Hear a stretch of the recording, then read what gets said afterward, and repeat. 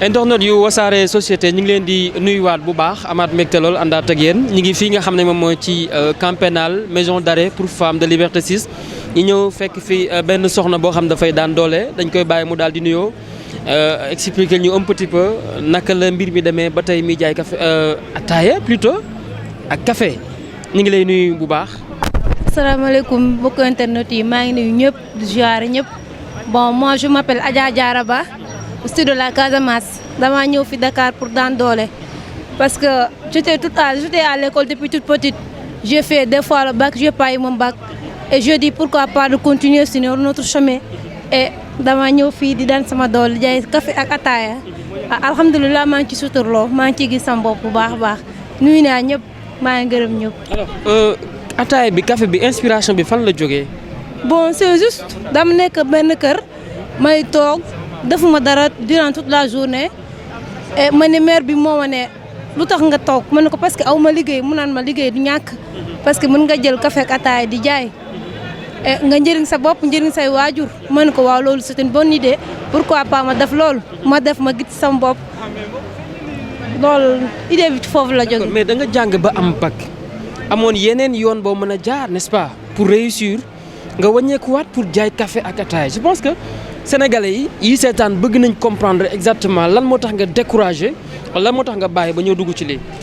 parce que découragement bi c'est je vais pas décourager parce que moi je ne décourage pas, je suis une jeune fille. Oui. C'est pas question de décourager mais j'ai pas eu la chance de faire autre chose ou j'ai pas eu beaucoup de moyens pour faire des concours et parce que xaaruma kenn yaakaaruma kenn je ne veux pas être dépendant bëgguma basé wu su kenn neen damay xaar kii defaral ma non non damaa bëgg a ñafe defaral sama bopp defaral sama bopp parce que man defar li may daan dool pour samay mbokk la sama parents lañ dañoo yaakaar ci man comme que waruma toog croiser les bras ma ne damay xaar kenn wala damay xaar état wala damay xaar quoi que ce soit bon dama gis ne dans la société il faut travailler pour avoir quelque chose bon c'est pour cela que maa ngi nii di daan sama doole. D'accord mais ataaya café bi nga bëgg ca yor sa bopp yor ci say parents est-ce que des fois di nga xëy mbir yi xaw a demee benn côté maanaam doo jaay affaire yooyu noonu foofu laa bëgg a waxee est-ce que ça t'arrive quand même.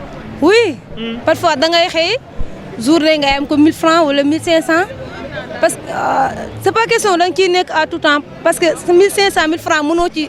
yow sa say besoin doo ci mën a faj sakantam ak say parents yi c'est juste da ngay nekk ci ba am quelque li nga bëgg nga dem defi leneen parce que lépp loo bëgg rek ci da ngay dajale nga am dara mën a def dara.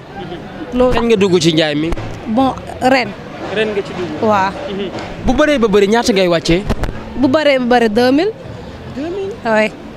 nga bëgg cee yor sa bopp yor ci say parents. gis nga parce que dëkk bi moo demee noonu. léegi lan ngay wax ki nga xam ne mi ngi toog naan du ma jaay ataaya du ma jaay café.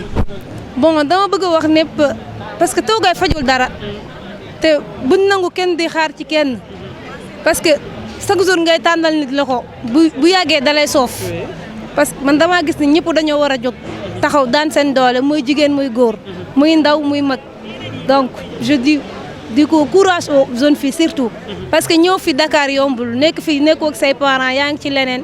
tamit foog nga ànd ak sa fula ak fayda mën a def yenn yi. bon tu n'es pas de Dakar. non moi je suis de la Casamance. oui. jógee Casamance ñëw fii di jaay café. oui ak ataaya. waaw. ba pare ci ngay fay louage su ma juumul. non fayuma louage. non non parce que fi ma nekk dama nekk ci ko xam femme bu baax la parce que moo ma bàyyi ci këram may liggéey di ñëwaat fayuma louage wax dëgg fa nekk yàlla. d'accord. maa ngi koy nuyu de passage. yaa ngi góorgóorlu bu baax. maa ngi góorgóorlu bu baax. am nga borom kër. non non pas encore. da nga bëgg a ñafe ba amal sa yëfu bopp door di ut jëkkër. waaw en fait jëkkër moom fu ko yàlla tuddee rek. d'accord léegi looy wax ñi nga xam ne ñoo ne ci biir. bon yërëm leen rek. vraiment parce que daa nekk loo xamante ni dafa métti. toog gisoo say parents gisoo say famille nekk amoo sa liberté daal dafa métti trop trop trop. donc maa ngi leen di ñaanal ñu génn ci jàmm dem fekk ci seen famille ci jàmm parce que vraiment kenn ñaanul nekk moom nekk. kenn ñaanalul kenn nekk prisonnier wax dëgg fa nekk yàlla surtout jeune fille yi ñu fa nekk am ay objectif ak engagement nekk fii mooy loolu dafa doy waar trop et ñoo ngi ñaan yàlla rek yàlla jox leen liberté bopp. d'accord dernière question lii ngay jaay nii est-ce que des fois di nga dajeel góor wala comme man di doon di la draguer wala défi kenn xamul est-ce que mos na la arrivé. oui. mos na ma arrivé. nooy répondre foofu. bon du ma sax répondre damay reeree jàll mu xam ne àdduna am solo. waaw. da ngay def ay proposition ñu may tuutal ñu ne ma kon fii nga mujjee ma ne ko àdduna moo dem noonu. mais c'est pas grave parce que man liggéeyuma pour kenn damay liggéeyal pour sama bopp. oui donc je dis toujours alhamdulilah rabbil alamin.